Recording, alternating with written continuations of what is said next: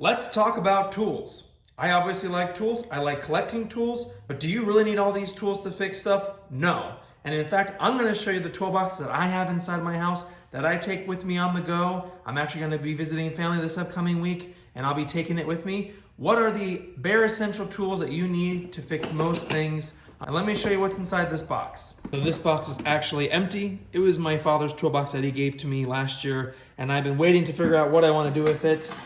But this is actually the toolbox that my grandfather gave me. Check that video out if you haven't seen it, with a bunch of tools. But this is the toolbox that I'm using right now inside the house. Let's take a peek inside. My goal is to keep this video less than 3 hours because, man, I could talk for eons about tools. But step one is to find a toolbox and tools that will accommodate the type of repairs that you feel comfortable doing. I like a multitude of stuff, so you're going to see a multitude of tools, but they may or may not apply to you. For example, this first one here that I recommend every single person who owns a vehicle has, a cheap OBD2 scanner. Now, for just getting simple codes off your car, a simple $20, $30 one like this will work just great. But if you want to get fancier and read specific voltages and send voltages, well, then you're going to need to spend a little bit more money. But that will save you from being ripped off by a mechanic.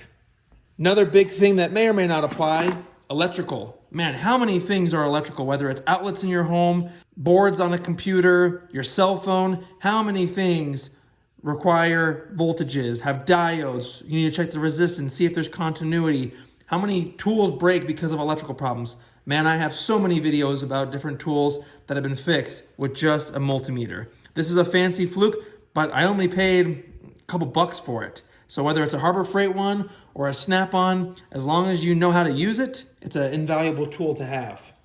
This next one should come as no surprise, a tape measure. I've used all sorts of ones. I have not found one that I have to use, but whether you're measuring things to make sure it fits, double checking the size of a picture, or just trying to not have to cut something multiple times, tape measure, definitely something to keep in your toolbox. What about hanging pictures? You may want a stud finder, but sometimes the old knocking on the wall, listening for the hollow versus solid sounds is also good enough. Again, on electrical, I would say that these are not too necessary if you know what you're doing, but I throw them in the toolbox just to make things a little bit quicker because I find the electrical issues are pretty common. I have a circuit detector and then a quick voltage pen. Do you need these if you have a multimeter? Not really. Do they make things a little bit faster? Maybe, but I throw those in there. Again, I do a lot of electrical work. I feel comfortable with that. But if you don't do that as much, don't waste your toolbox real estate with that kind of stuff. Pliers. Now there's going to be a lot more probably in the toolbox, but definitely get some pliers, whether they're water pump pliers like this, needle nose pliers. It's always helpful whether you're trying to quickly grab something, loosen something, or you just want to not burn yourself when you're grabbing something hot or not touch something gross. Pliers are those sacrificial set of hands.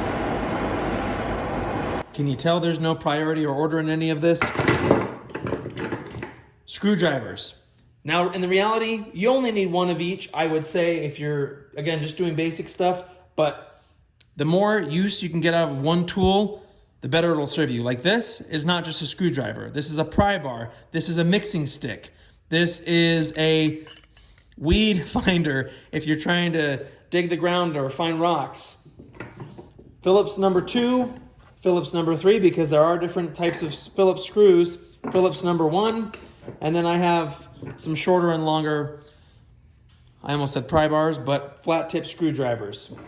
Next invaluable tool is a flashlight. Now, obviously you probably have a cell phone and it has a flashlight with it. But how many times do you try and prop that phone up? You need both of your hands to work on something, and that phone is just making you mad because it keeps falling. And even then, what about a flashlight? Well, most of us will put it in our mouth, and man, how gross could that be?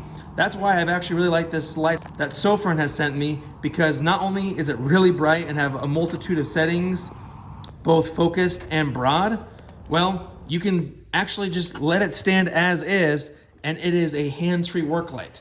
That's awesome. So think about, again, the kind of things that you'll be fixing and working on, and always modify your box. If things aren't working out for you, if there's a better tool, swap it out. Don't make it waste space in your box if there's something that could fulfill multiple purposes and be more helpful to you. So I'll link that below if you want to check it out.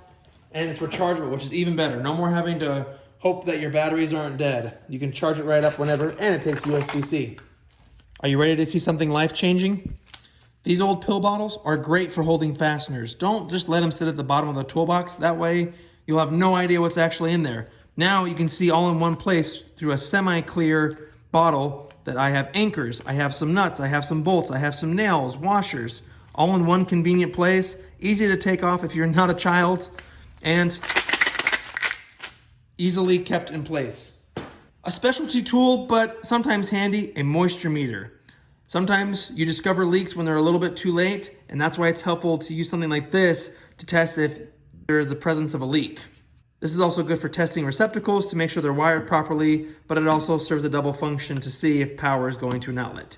Would a multimeter do the same thing? Yes, but again, I like those quick tools now and again. That's just the top, and I try and prioritize tools that I reach for consistently on the top. That way I'm not having to dig through this large pile of tools on the bottom just to get to a simple tool like a screwdriver or a tape measure that I'm using and grabbing for constantly. What is this thing? Well, this is actually a handy little thing that I found on someone else's YouTube channel, and it's a magnetic wrist strap. That way when you're up on a ladder, again, maybe hammering something in, working with your hands, you can put your nails, your screws, all those different fasteners on this rather than in your hands or in your mouth, so it doesn't get lost. And it actually has a pretty strong magnet, that way they don't fall off. So you can see how handy that would be up on a high ladder. If you're hanging Christmas lights or a picture, you don't have to lose one of your hands just to do that. And this is an extra overflow, just of, I guess I try to have more sorting options, but electrical kind of connections, some push pins, anchors, nails, overflow. You might have seen these little bundles, but obviously wrenches. Unfortunately, we live in a society in a world that requires both standard and, well, they're not all together, but metric wrenches. So again, depending on what you're working on, you might get away with just metric, but I, again, dabble in lots of stuff, so I like having both sets of wrenches. And a little tip is putting a carabiner here on the end. That way it kind of contains the wrenches together. Well, somewhat contains. Obviously, there's a lot of wrenches everywhere. A hammer. How many times do we need to coerce something into place or need a little extra leverage to pull a nail out, whatnot? A hammer is a very, very useful tool. Now, I talked about this in a video about a couple months ago, but this was my first complete socket set that my in-laws gave me. And I like it probably because it has sentimental value, but it's also a complete kit. Yes, I'm not the very best about redundancy because obviously you'll see we have some extra bits and screwdrivers, but we're not talking about that. But now look at that. We have a mostly complete socket set with ratchet rather than throwing sockets in here. Yes, this does take up more space, but for something like sockets that it's going to be a pain if you're trying to find a loose socket somewhere in your toolbox, that for me and my sanity, it's worth it to lose that space for a blow molded case. Now, you might argue that you have all the wrenches right here that you need. And yes, maybe that's true, but I also like to work on cars, so you really do need those combination wrenches to get good leverage. And these adjustable wrenches, as helpful as they are for many home applications, really will make you more frustrated and more angry in the automotive field. Now, vice grips are, again, one of those tools that might not seem too beneficial until you start using it. One great thing about these is you can, again, have a set of pliers to grab onto something, to lock something into place, but you can also lock it onto something that you might not have good purchase on and whack it with a hammer, and that can help move something along. Also, it's great for, let's say, a hose or a fuel line that you need to close off and you don't want to waste that fluid. You can just clamp this on and help stop that flow without wasting. And if you're fixing stuff, you're likely cleaning stuff. So that's why I like to have at least 3 types of brushes. So I have a brass, a steel brush, and I think I should have a nylon. Yep, right there. The nylon brush, because you never know what you're going to need to clean to help seal or to get to work properly. So it's good to have a little set of cheap brushes. These are from Harbor Freight. I think they're like $1 or $2, and they do the job. And unfortunately, like wrenches, you do need metric and standard. Allen wrenches, I also like to throw Torx in there, but these little Harbor Freight sets, I'm sure they also sell them on Amazon, are convenient because it keeps them all in place. End is near, so why do I have a single clamp?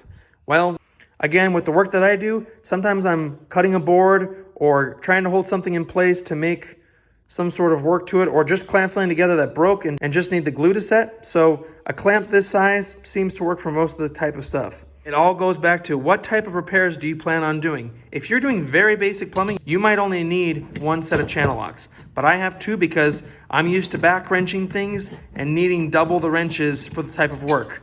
Also, I do a lot of electrical, so side cutters are a must for cutting wire to size, doing some soldering repairs, and needle nose. Man, I can't tell you how many times you need those small little points to help grab something that's hard to reach. Now, I also anticipate painting, sometimes, again, automotive repair. So I have a plastic and a metal scraper because each have their different applications, but both serve very crucial purposes. And actually, one more scraper that I saw is a glass scraper, which obviously is great for glass, but I love that tool. Use that. I have that in every toolbox that I own. Pickle jars are no joke, and that's why I keep this little grip in the toolbox in case I ever need to open up a pickle jar. I do a lot of automotive repair. So yes, I have a DeWalt ratchet already, but that's only 1/4 inch drive, and I love this cheap ratchet from Harbor Freight. I use it all the time. I have so many videos. In fact, most of the videos on the channel feature this ratchet for automotive repair. I love it so much, and it's in every toolbox as well. You might never need this tool in your life, especially in your go-to toolbox, but I find that it's nice to be able to staple stuff, whether it's for a garage sale or just kind of fixing some upholstery. A stapler is an invaluable tool. Hacksaw. What else do you use to cut metal? Piping, things of that nature. Yeah, it'll take longer than a power tool, but no batteries required for this guy. And I do repairs around the house, so a jab saw, drywall knife, whatever you want to call it, also helpful. Could I get away with something else? Yes, but for the amount of drywall repair that I do, I'm going to keep this tool because it's worth it to have in the toolbox. Small consumables are also necessary. So, of course, plumber's tape, electrical tape. Again, if you do those things, if you're not doing any of those types of repairs, don't waste the space. I don't know why this is on the bottom, but you need a good utility blade because you're going to be opening boxes, you're going to be cutting things to size, you're going to be trimming stuff. And a little compact utility blade like this is perfect. And have extra blades because a dull blade is going to hurt you more than a sharp blade if you don't know what you're doing. Pipe wrench. This tool does the job when it comes to plumbing. I have not found a good substitute. Yeah, I'm sure there's some fancy German pliers, hint, hint, that could do the job, but this cheap Craftsman has never let me down. Sanding block? Well, sometimes you gotta sand something. A square. Why? Because, hey, I'm a square. And why do we have these snacks here at the bottom? Well, these old desiccant packets that you find in shoes or backpacks actually work great for help keeping your tools from rusting as they absorb moisture. Throw them in your toolbox. And why a deck of cards? Well, say hello to the world's cheapest contour gauge, as well as cheap shims, as well as brake adjustments for your electric bike. And not to mention, games for when you're bored. You are not going to replace a transmission in the AutoZone parking lot. Basically, that's to say, you aren't gonna have the tools and the capability to fit every single tool in the world that you need. And honestly, you might not run into a situation where you're going to need that one specific tool. And you'd be surprised how much you'll figure out when necessity is your motivator. So again, this is fluid, this is changing. Make it your own. Don't feel like you have to copy this list. And if anything, if you disagree or you have other suggestions or I missed something, put it below in the comments section. Thanks for watching. Thanks, Ofrin, for sending out this headlamp. Again, it's linked below as well as some of these other tools. I'll see y'all in the next video.